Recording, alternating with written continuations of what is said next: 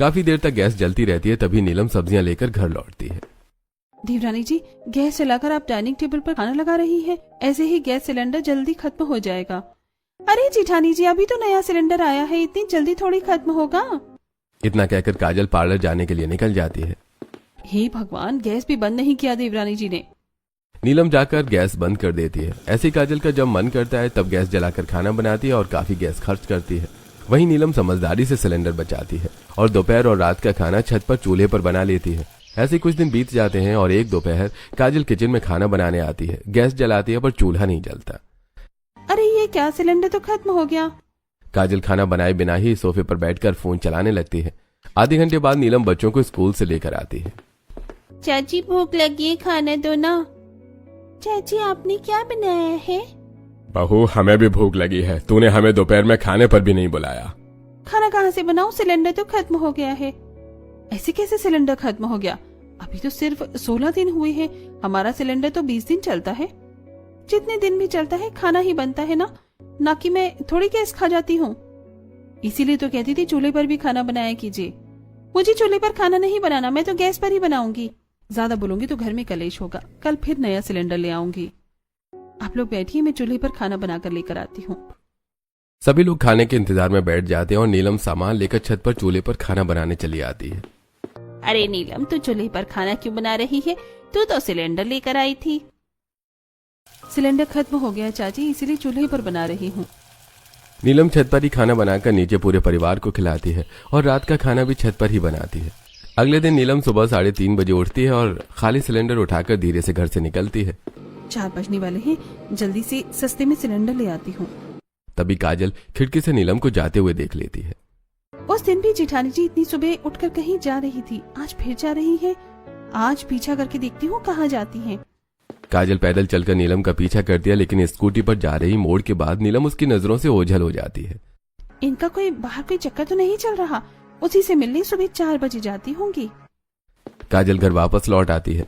उधर नीलम gas station के पीछे वाली बिल्डिंग पहुंचती है। इस बार सिलेंडर की कमी बहुत है, 400 रुपए देने पड़ेंगे। मैं 350 दूंगी, उससे एक ज्यादा नहीं। नीलम 350 रुपए में सुबह 4 बजे सस्ते में सिलेंडर ले आती है और किचन में लगा देती है और हमेशा की तरह पहले सारे खाने की तैयारी कर लेती है और फिर गैस बचाते हुए खाना बनाती है। वहीं दोपहर के करीब 11 बजे काजल नींद से उठकर किचन में आती है। वाह, नया सिलेंडर आ गया।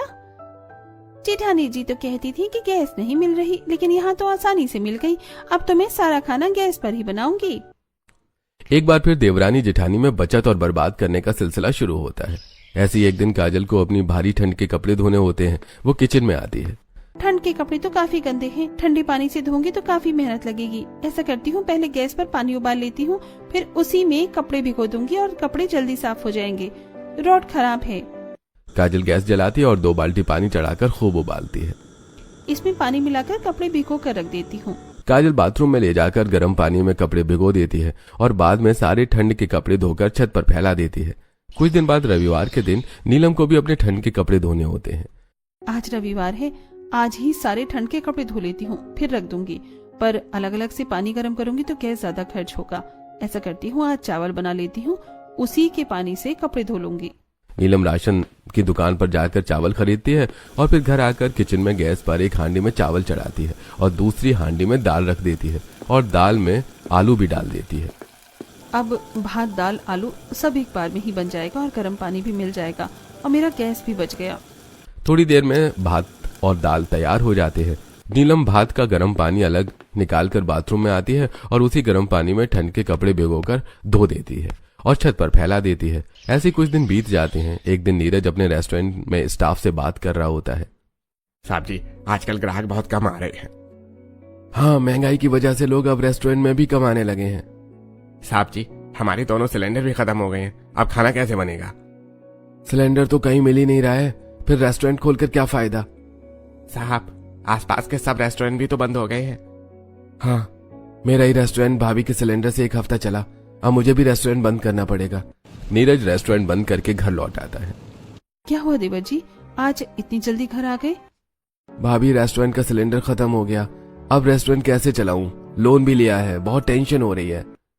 तुम चिंता मत करो, मैं कल तुम्हारे लिए सिलेंडर ले आऊंगी।